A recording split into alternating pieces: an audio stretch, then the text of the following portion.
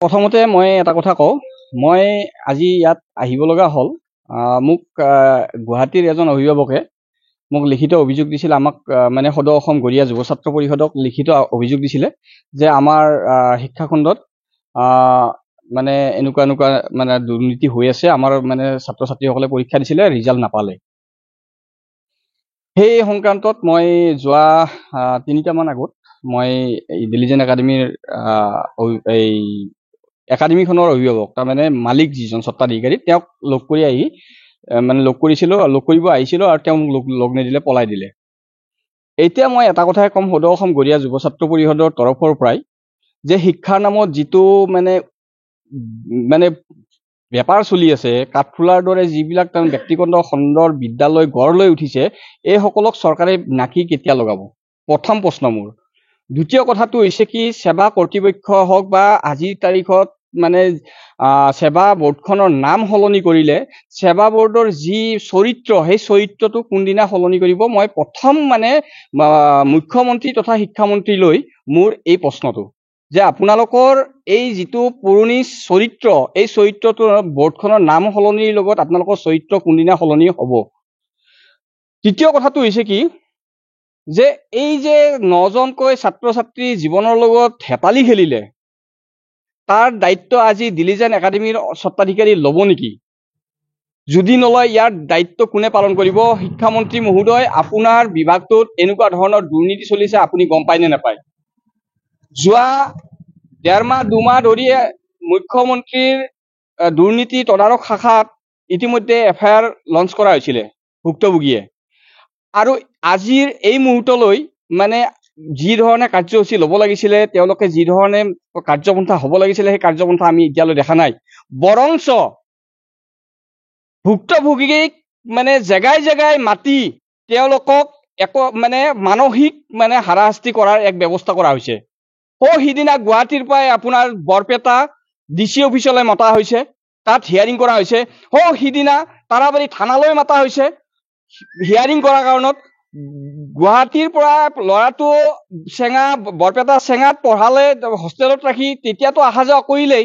অভিযোগ দিয়াৰ পিছতো অভিযুক্তক এৰেষ্ট কৰাৰ পৰিৱৰ্তে, অভিযুক্তক তেওঁলোকক শাস্তি দিয়াৰ পৰিৱৰ্তে ভুক্তভোগীক আপোনালোকে হাৰাছমেণ্ট দিয়াৰ ব্যৱস্থা কিয় কৰি আছে?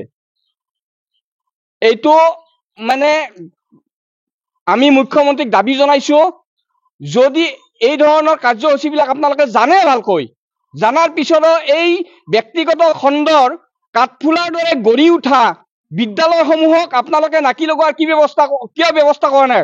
নে আপোনালোকৰ কিবা গোপন বুজাবুজি আছে ইয়াত? যদি বুজাবুজি নাই, তেতিয়াহ'লে অতি শীঘ্ৰে ইয়াৰ ব্যৱস্থা ল'ব লাগে। লগতে মই এইখিনিতে এটা কথা ক'ব বিচাৰিছো, নেমছৰ কাৰ্যকৰী সম্পাদক নে কি অলপতে মই বৰকৈ নিউজত মানে ফালি গল ডিঙি চিঞৰি চিঞৰি কৈছিলে যে গৰিয়া জনগোষ্ঠীৰ সংগঠনবিলাকে কি কৰিছে। মই আজি কৈছো, আজি আপোনালোকৰ এই জাগাত আছো, মই বৰপেটাৰ পৰা মই কৈ আছো, যোৱা 1.5 মাহ 2 মাহে ধৰি আপোনালোকে নিউজত ওলোৱাৰ পিছতো এই পন্থাটোত আপোনালোকে কিয় মাত মতা নাই? আপোনালোকে বোলে দেখোন ছাত্ৰ সংগঠনক আপোনালোকে প্ৰতিনিধিত্ব কৰে, সংখ্যালঘু ছাত্ৰ সন্থা আপোনালোক। তেতিয়াহ'লে আজিৰ তাৰিখলৈ এই 1.5 মাহ 2 মাহে এতিয়া আপোনালোকে খবৰ পোৱা নাই নে?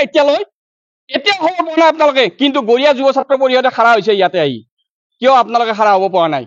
এই গৰিয়া যুৱ ছাত্ৰ পৰিষদে কাম কৰি আছে। গতিকে মই ইয়াৰ পৰা প্ৰত্যাহ্বান জনাম, নেমছৰ সংগঠনটোক, আমছক কৈছো যে আপোনালোক যদি সঁচাকৈ প্ৰকৃততে ৰাইজৰ হকে কাম কৰি আছে, তেতিয়াহ'লে এই সাধাৰণ জনতা আপোনালোকৰ মানুহ, আপোনালোকে কিয় এইসকলক ন্যায় দিয়াৰ কাৰণে আগবাঢ়ি ওলাই অহা নাই?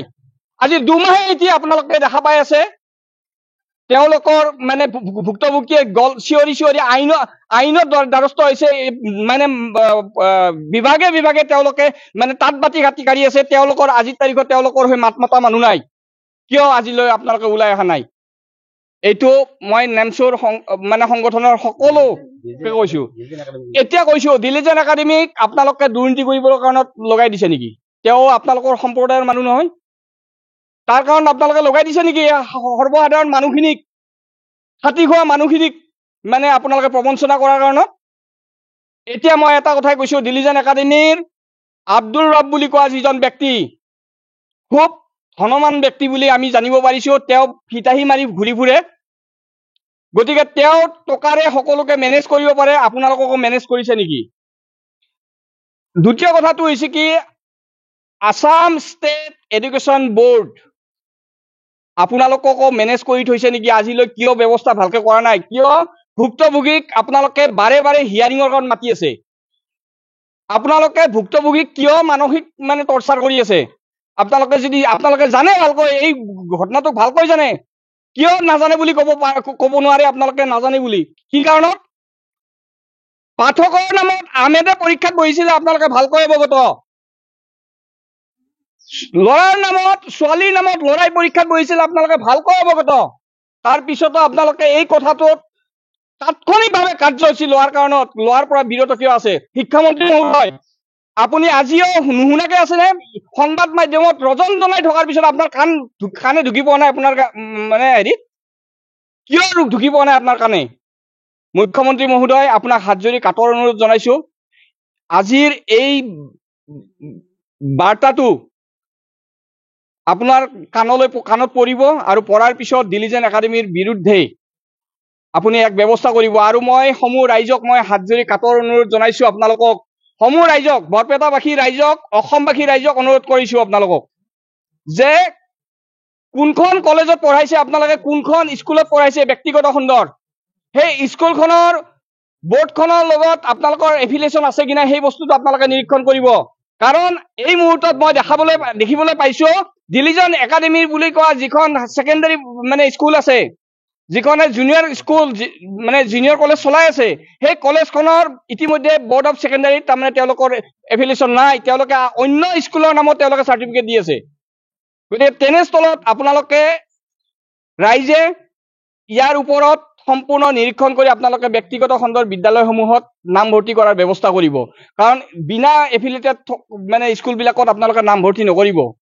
আপোনালোকে ভাবিব পাৰে যে মোৰ সন্তানটোক এখন ব্যক্তিগত খণ্ডৰ বিদ্যালয়ত দিলে মোৰ সন্তানটোৱে ভাল এটা শিক্ষা পাব। সেই কথাটো আপোনালোকে চোৱাৰ পৰিৱৰ্তে আপোনালোকে এফিলিয়েশ্যন আছে কিনা সেই বস্তুখিনি চাব। ধন্যবাদ। মোৰ নাম সীমা ৰয়।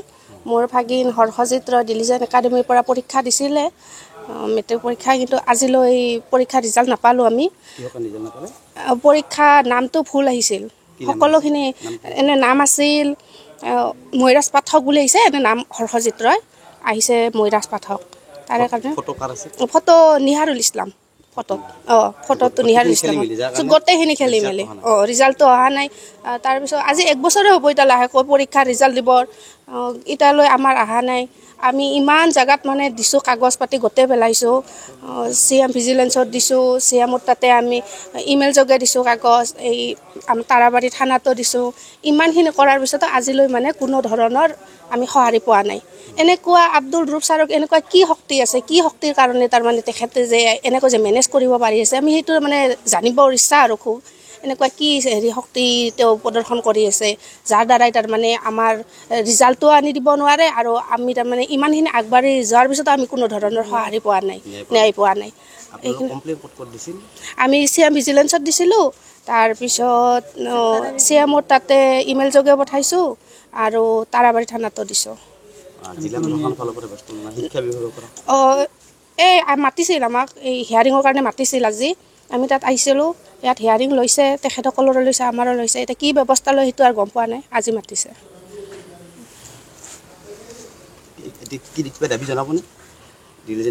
দিলিজেন একাডেমী যিটো অনাৰ হয়, তেওঁ ব্যৱস্থা লওক সোনকালে। চৰকাৰে CM ছাৰৰ ব্যৱস্থা কি ভাবে, কি কৰে তেখেতে। ইমানখিনি জনাৰ পিছতো তেখেতে যে একো উত্তৰ দিয়া নাই আমাক। কিবা এটা আৰু সঁহাৰি দিয়ক তেখেতৰ ফালৰ পৰা, আৰু তেওঁকো উচিত তদন্ত কৰক। গম পাই আপুনি প্ৰিন্সিপালে গম নাপায়? মই গম নাপাওঁ। কিয় গম নাপায়? প্ৰিন্সিপালে আপোনাৰ গোটেই ডকুমেণ্টছ থাকিব লাগে। অফিচিয়েলি যিখিনি গোটেইখিনি তেওঁ নিজে কৰে। মই একাডেমিক চাইডটো চাওঁ। একাডেমিক টিচাৰখিনি মেইনটেইন কৰিব লাগে, টিচাৰখিনি মেইনটেইন কৰোঁ। এডমিট বা ৰেজিষ্ট্ৰেশ্যন এইগিলাখনত মোৰ হেৰি নহয়, সেইখিনি কমপ্লিটলি গ্ৰুপে কৰে। তেতিয়াহ'লে আপোনাক কিহৰ কাৰণে মাতিছে? আপোনাক যদি আপুনি সেই ক্ষেত্ৰত জড়িত নহয়, আপোনাক কি মাতিছে? নহয়, ভাবিছিল কিজানি তেওঁলোকে যে মই কিজানি তাতে যে হেৰি আছোঁ। আপুনি জড়িত নহয়, কোন জড়িত আছে? গ্ৰুপে নিজে জানে গোটেইখিনি। তেওঁ নিজে কৰিছে তেওঁলোকে গম পায় তেওঁ নিজে কৰিছে এইটো কিহৰ কাৰণে এইটো হ'ল গম নাপাওঁ নাজানে এতিয়া মাটি ইয়াতে কি ইয়াত মানে কি আমাৰ কি চালে যিখিনি আছে আৰু আপোনালোকে কি দেখুৱাই দিলে এতিয়া যিখিনি ডকুমেণ্টছ তেওঁলোকৰ হেৰি আছে আমাৰ স্কুলৰ হেৰি যিখিনি আছিল সেইখিনি তাৰমানে তেওঁলোকৰ ডকুমেণ্টছখিনি গোটেইখিনি ৰূপৰ লগতে আছে আমাৰ ইয়াত নাই আমি আজি দিব পৰা নাই গোটেইখিনি ৰূপতে আছে ভৱিষ্যতটো ৰূপে গম পাব আগতে কোনোদিন হ'লে গম পালো হয় আগতে কোনোদিন তেনেকুৱা হোৱাটো গম পাইছো মই এজন সহায়ক বাছ 9জন ছাত্ৰ ছাত্ৰীৰ ভৱিষ্যতক লৈ যিটো হেতালি খেলিছে এই ক্ষেত্ৰত আপুনি অৱগত এইটো আগতে বহুত বাৰ কোৱা হৈছে আমি যিটো প্লেচমেণ্ট দিছিলো প্লেচমেণ্টতো ভালকে কৈছো যে এইকেইটা ল'ৰা ছোৱালীৰ ভৱিষ্যত ভাল হ'ব লাগে যিকোনো ৰাস্তা দিয়া হওক ভাল হ'ব লাগে এইটো কিহৰ কাৰণে হওক কওকচোন এইটো তথাপি মই নাজানো এইটো কিহৰ কাৰণে মই এটা সামগ্ৰী মই ক'লো না মই এটা সহায়ক মোক যদি কিবা এটা এইটো নহয় আৰু যদি বেলেগ কিবা হয় মই একো ক'ব নোৱাৰিম এগ্ৰিমেণ্ট কৰা বুলি কৈছে এগ্ৰিমেণ্ট আপুনি লিখি দিছে এগ্ৰিমেণ্ট লিখাটোতো আপুনি লিখি দিছে লেখা বহুত বস্তু লিখো মই নহয় এগ্ৰিমেণ্ট আপুনি লিখি দিছিল না দিয়া মই হাতেদি লিখছো হাতেদি হাতেদি লিখিছো মোৰ জাগাত আপোনাৰ ল'ৰা হ'লে আপুনি গম পালে হয় মোৰ জাগাত আপোনাৰ ল'ৰা হ'লে আপুনি গম পালে হয় লাখ লাখ টকা খাইছে এগ্ৰিমেণ্টত লেখা আছে তাতে আব্দুল ৰব আৰু আব্দুল ৰবে লাখ লাখ টকা খাইছে মই সাধাৰণ শিক্ষক জালিয়াতি কৰে জালিয়াতি গ্ৰুপ আপোনালোকে এগ্ৰিমেণ্টত আছে তো লেখা এইটো মইতো মুখস্থ নাই না মই যেতিয়া কৈ দিছে মই কি প্ৰমোট কৰিছে মই লিখিছো বাছ এই ল'ৰা ছোৱালীক বিষয়ক লৈ ল'ৰা ছোৱালী কি বিষয় লৈ লিখা ল'ৰা ছোৱালী বিষয় নাই যে ল'ৰা ছোৱালীখিনি যে তেওঁলোকৰ ৰিজাল্ট চিজাল্ট নাহিলেই